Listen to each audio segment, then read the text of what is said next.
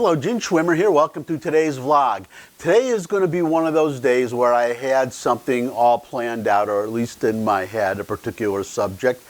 I had to put it aside because of something else that happened today, which is in a way kind of unfortunate because I wanted to talk about Iran. I have some serious concerns about Iran and Trump's plans, whatever they are. So I guess it's going to have to wait. It gives Trump another day to do something. So we'll wait to see what he says and does. In the meantime, the reason I'm putting that aside is because of something happened today that is so good that I just had to share it. Anytime that the Democrats are in disarray, I don't know about you, it just makes my day. It's just me. I mean, I like my liberal friends, nothing personal, but you don't show us much sympathy, so when it's your ox getting gored, you just have to bear with me. This is what we're talking about. Well, as usual, let me give you the headline today. Combative Lewandowski frustrates Democrats as impeachment probe hearing descends into disarray. I would first of all disagree with that headline a little bit because I don't think it descended into disarray. I think it started out that way, according to this article, beginning with Lewandowski's opening statement. Just to bring everybody up to speed, for those who don't exactly know, because, well, I'm sure everybody's heard the name, but Corey Lewandowski, he was Trump's campaign manager in at least the early days of Trump's campaign. He is the first witness that has been called to testify in the nod, wink. It's not an impeachment probe, but it really is an impeachment hearing. So they're trying to, well, I'm going to get into this a little bit later, the whole reason for this whole, well, I believe it's a charade. And I'm also linking to the article, as I always do. You'll want to go to the article and watch and listen to Lewandowski's opening statement. It's about 6 minutes long, so just go there and watch it. It's worth it. So let me just give you some quotes from the article. This will tell you basically what went on today, and I'll just jump in with maybe a comment or two as we go along. The House Judiciary Committee's first hearing as part of its Trump impeachment investigation descended into chaos Tuesday as Democrats clashed with the combative Corey Lewandowski, trading insults and accusations with the former Trump campaign manager who refused to answer most of their questions. Lewandowski visibly frustrated committee chairman, New York Representative Jerry Nadler, and we're going to talk about Jerry Nadler a little bit more later, but anyways, visibly frustrated committee chairman, New York Representative Jerry Nadler during the Democrats' first question, when the witness, in an apparent effort to stall for time, repeatedly asked Nadler to point to the specific section in the Mueller report related to his question. Lewandowski was following White House orders not to discuss confidential conversations with the president beyond what was already public in the former special counsel's report. Now let me just jump in here. When he's talking about, or the article is talking about, specific instructions from the White House, those came from Pat Cipollone. He is the White House counsel, and he advised not just Lewandowski, but he advised a couple of other White House staffers that they do not have to testify at all, that they have immunity because they work for the president. And the president, as everybody knows, he has an executive privilege. He has a right to keep his counsels, his advice, private. Lewandowski is different because he's a private individual. He's not working for the White House. So he can be called to testify, which he did. He was called and he is testifying. But he does not have to, according to the White House counsel, he does not have to testify to anything. If he's required or forbidden from testifying about anything that he did while he was working for Donald Trump.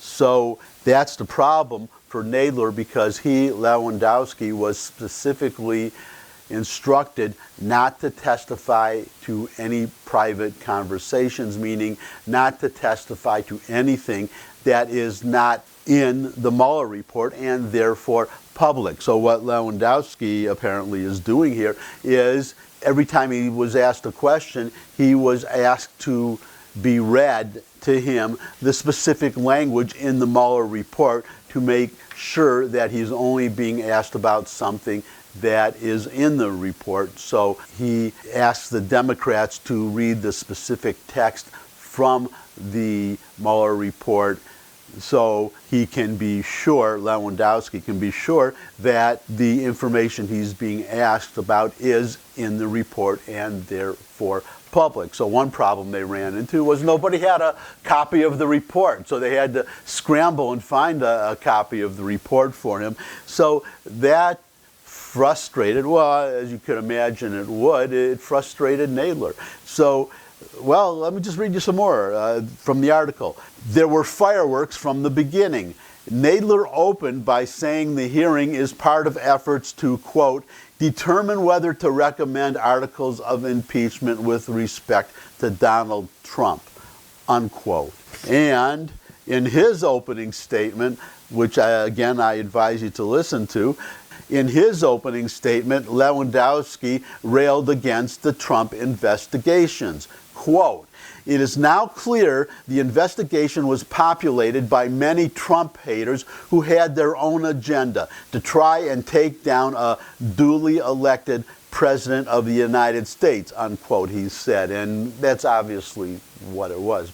But getting back to the quote, as for the actual collusion or conspiracy, there was none. What there has been, however, is harassment of this president from the day he won the election, unquote.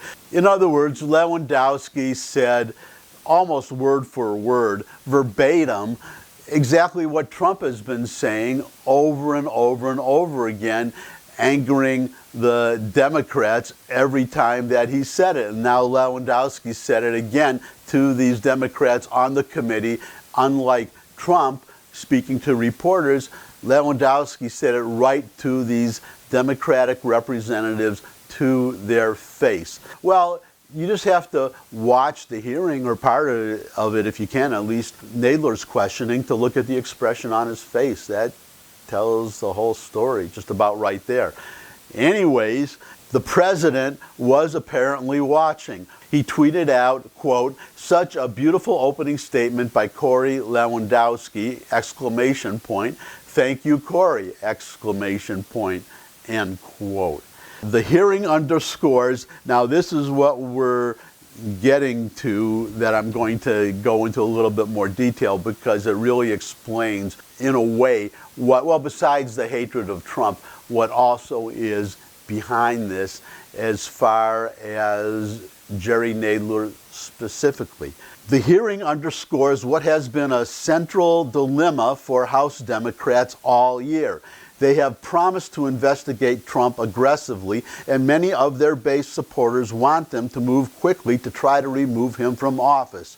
But the White House has blocked their oversight requests at most every turn, declining to provide new documents or allow former aides to testify, which brings us back to the instructions that were given to these people by the White House counsel. But what I want to focus on here for the rest of this vlog today is the central dilemma for House Democrats all year. The, quote, central dilemma for House Democrats all year, unquote. Because it's a little bit more than that for Jerry Nadler. So I'm going to fill you in again. Well, I'm going to give you a headline from an article, but also based on my experience living in New York. So here's the headline. Could concerns about a primary challenger be behind Nadler's impeachment posturing? Now, this is the real story. As I've said, I lived in New York for a number of years. I know the various neighborhoods of New York. I've lived in several of them. The Upper West Side of New York City, the 10th Congressional District, that's Nadler's district. That is one of, if not the most liberal district in Manhattan. You don't get much farther left than that in Manhattan as far as an entire congressional district goes. And Nadler has been the representative of that district. He has been there for a long time. So once you're in there for, well, you don't want to lose your job, number one. Number two, if it's Congress, you have all this power, you have all these perks. I'm just stating the obvious. The point here is that for the first time, he's getting a primary challenger. That brings us back to the base that have been clamoring for impeachment, because you have these Democratic representatives from all over the country, not just the Upper West Side of New York. Pelosi is having a problem too, because you have the radical extreme wing of the Democratic Party, such as the main example, the poster girl, would be Alexandria Ocasio-Cortez. She not only knocked off somebody who, just like Nadler, was supposedly secure Democratic representative for year after year after year, she not only knocked him off, but she is part of a group of similarly thinking Democrats that are calling on progressive Democrats, far-left Democrats, to mount primary challenges to, well, to representatives like Jerry Nadler.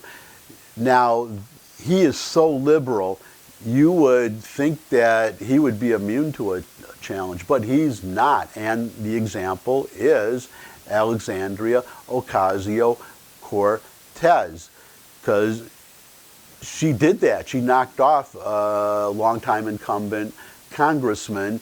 So this has put the fear of God into Jerry Nadler. There can be no doubt about it. And, well, let me introduce his challenger. Her name is Lindsey Boylan. She's 35 years old. She was Deputy Secretary for Economic Development for Andrew Cuomo, the governor. And she's also the daughter of a Marine, so she's got a pretty good resume there right away. She's raised more than $250,000 already, which is probably just a drop in the bucket compared to what Nadler has. But when you have all these angry progressive Democrats and you have a very left-wing progressive district in the Upper West Side of New York, trust me, I know it. As I said, I've lived in New York for decades. The threat is real. So let's look at Boylan's position. Boylan has staked out a committed position to impeach Trump, and she accuses Nadler of being soft and ineffective as chairman of the House Judiciary Committee. In other words, she, like a lot of her far left-wing fellow travelers, they want Trump impeached, no ifs, ands, or buts, and they are coming down hard on anybody who isn't going to play ball with them. Nadler, I would think, has been pretty tough on Trump, but he hasn't outright held an impeachment hearing. He has not gone that far, and for these left-wing, way left-wing Democrats, that's not far enough, and that puts Nadler in a real pickle. To put it bluntly, Nadler is in a tough spot. You have to assume Pelosi, that would be Nancy Pelosi, obviously, the Speaker of the House, has given him a pass to appear outside her control. The Judiciary Committee chair, that's Nadler, can look like he's proceeding with impeachment without going too far. This means Nadler must maintain some sort of political Brownian motion, always appearing to be on the move, but never really going anywhere. And that's the pickle that he's in. He has to appear like he's trying to impeach Trump, like he's holding an impeachment hearing to satisfy the far left of his base, but he cannot actually do it because then he alienates the moderate part of his party, and in turn the voters in these moderate districts that elected them. He needs both. I mean, Pelosi needs both of these groups together pulling in the same direction, or she risks losing the House. That's what he's in. That's what this is all about. These fireworks are just the beginning. I think you can expect even more fireworks in the future. Thanks for tuning in again. Glad that you stopped by. Thumbs up if you liked the video. Share it with anybody else that you think would like the video. Feel free to comment in the comment section below the video. And subscribe, because I love getting subscribers. And finally, come back and see me again. I'll be looking forward to seeing you all, and bring your friends and family with you. Until that time, bye. Do you agree that the president's supporters have received vastly different treatment than the supporters of Hillary Clinton? Unequivocally. I think that this fake Russia collusion narrative is the greatest crime committed against the American people in our generation, if not ever. This is a president who was duly elected by the American people, and members of certain bodies refuse to accept those election results. If this were done by a different president to a different party, the same way it was done to Donald Trump, that person would already be thrown out of office and people would be in jail. But when you support Hillary Clinton and Barack Obama, there's a different set of rules. I think the American people find it very unfair, and there's been no accountability at the highest levels of the government for the Pfizer abuse applications which transpired, the spying on Americans clearly in violation of the Fourth Amendment, or the lives that were ruined because they simply wanted to support a candidate for President of the United States, and I think it's shameful. We do as well.